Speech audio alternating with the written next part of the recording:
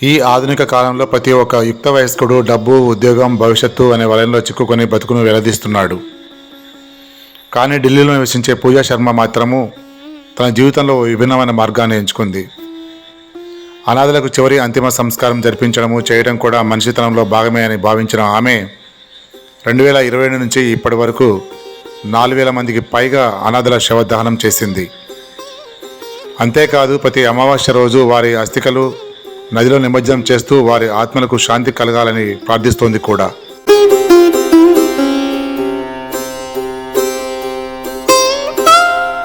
ఇంత చిన్న వయసులో ఇంతటి సేవా దృక్పథము, ఇది ఒక ప్రేరణ కాదు, అది ఒక మేల్కొలుపు. హిందూ ధర్మం ఎంత విశాలమో, ఎంత మానవతా దృక్పథమో ప్రపంచానికి చూపిస్తోంది ఈ పూజా శర్మ.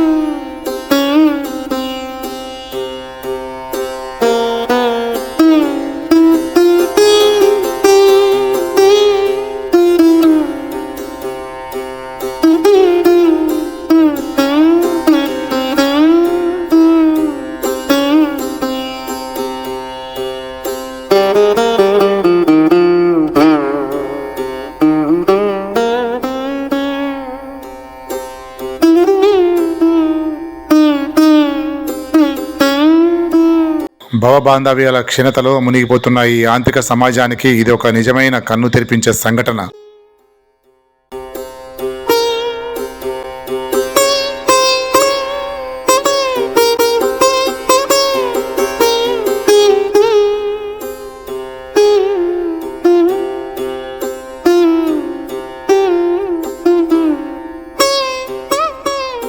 ఇలాంటి యువత మనుషుల్లో ఉన్న మానవత్వాన్ని తిరిగి జాగృతం చేస్తోంది. కనీసం ఆమె చేస్తున్న ఈ యజ్ఞం మనుషుల్లో కొంతమందికైనా మార్గం చూపాలని ఆశిద్దాం.